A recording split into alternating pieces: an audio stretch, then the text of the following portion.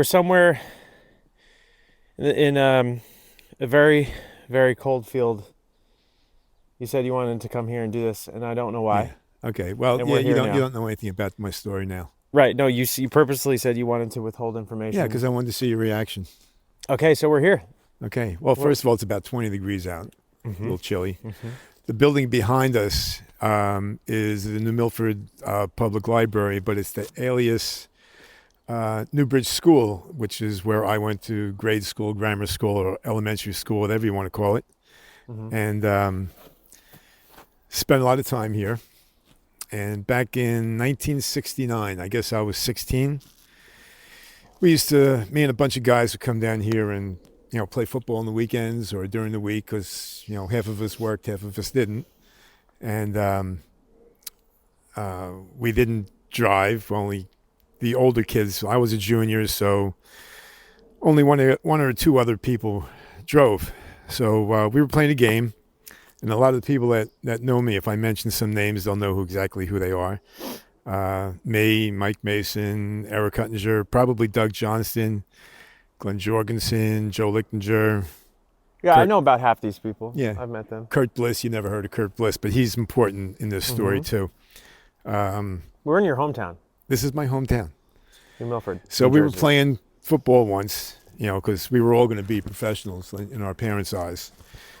And it was before the season started. So we were playing touch football down here. And Craig Rosen was running down the field. And all of a sudden he went down and for some reason, he was playing without any shoes on. And he stepped on a piece of glass and cut his foot in half. Oh, shit. So we all freaked out. And of course, there's no cell phones or anything. Mm-hmm. And the ironic part is Craig's father was a podiatrist, foot doctor. I think he just cut toenails, but whatever he did, Uh-huh. that was his deal. It was feet. So we didn't know what to do. So Kurt Bliss, he was the only one I think that had a car down here.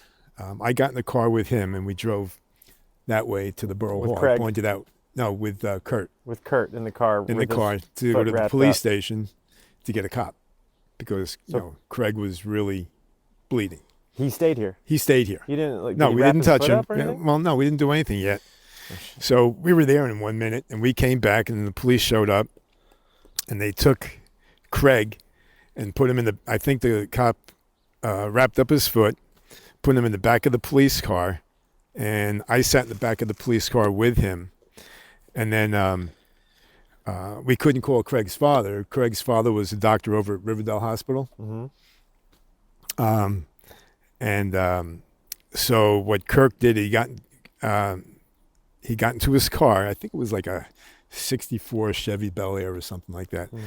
And Eric went with him. Eric Huttinger went with him. Mm-hmm. So they took off. And after we got Craig set in the police car, we took off. And so we were going north on Boulevard because Craig lived at the other end of town. And Kurt was driving there to get his father with Eric in the car. So I guess we were about a minute or two behind Kurt, and we came up to the intersection of New Milford Avenue and Boulevard. And all of a sudden we see two cars. They got into an accident, and Kurt comes running up to us, and he's covered in blood.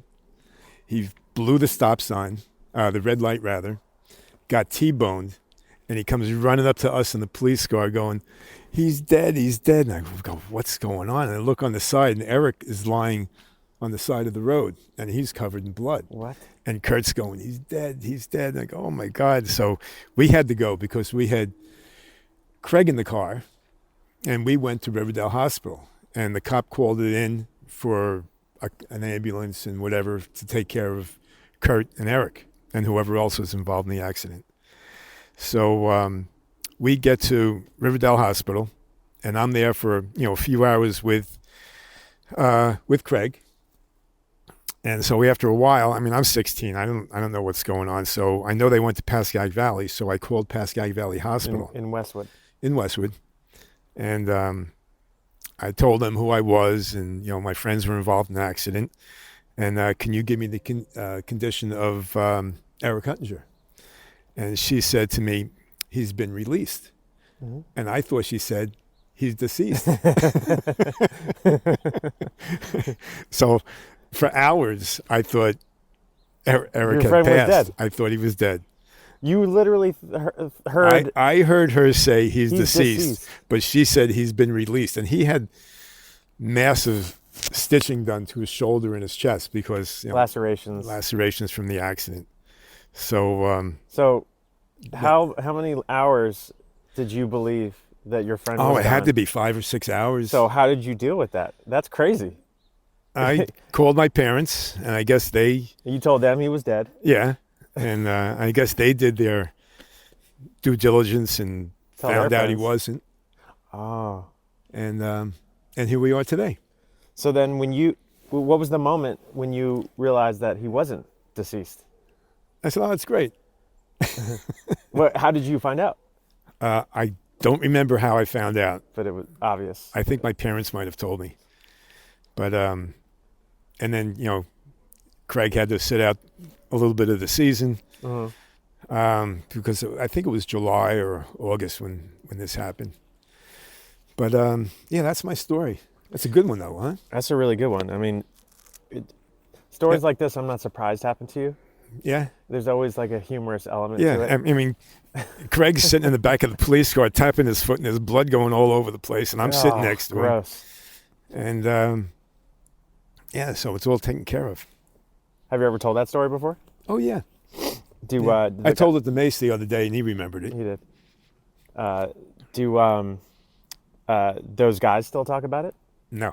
Yeah, that's pretty traumatic. Well, I was on in both cars. Yeah. I was in the police car and I was in Kurt's car for a little bit. Kurt drove like an idiot anyway. Uh-huh. So it was So- bound to happen. It was bound to happen. Uh-huh. He just and seatbelts were not an issue back Yeah. then. Yeah. Nobody wore seatbelts. So he got kind of Yeah, he like got a, beaten like a up. dishwasher Yeah, or a washing machine. yeah. That's got- it. we That got happened some here, Right here. right here, right in this very spot. Right over there? Probably right about 15, 20 feet from where we're sitting. No shit. But it was a lot warmer that day too. Yeah. Well, that's a Warm good enough story. not to wear shoes. Clearly. Well, a bit of a different story here now, but thanks for that story. Oh, you're welcome. I'm glad we came to the scene of the crime. It to was talk a crime. about it. It was. It makes it that much more alive of a story. It was.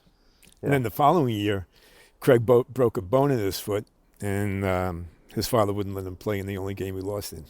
So, So he's the reason you lost. The fact he didn't play. now Or do there you are- think he would have I don't know. done well I don't with know. a broken foot? We're not doctors. All right. Well, it was a good story. We'll do this Were you again surprised? in another. I think I remember you saying that story to me once a long time ago. But we'll go somewhere else. We'll pick another location where something Okay. happened. We'll go do it. Yeah. We'll film it. Where I'd like to go to is maybe the bridge over by the Steuben Oh House. yeah. Okay. I got a lot of stories from there because that's where I grew up, and there's other people involved there. Okay. Maybe Commissions. we'll get one of your buddies who's still around to come hang. Maybe, let's see. Keith isn't around. Phil, I haven't seen in a long time. There's Pat Santino, Kenny Hillman, Donald Fiedler. He's dead. What about your friends in Ordell? My friends in Ordell. I don't really Yeah. have any friends in Yeah, Ordell. yeah. The couple. Oh, Greg and Ginny. Yeah. No, I wasn't friends with. Mom was friendly with Ginny because Ginny grew up across the street from Right. Karen. Okay. Well, why don't you say we wrap this up? It's probably 18 degrees now. Yeah, my ass is freezing. All right. All right. Well, Because that's cool. I'm about 10 inches from the snow.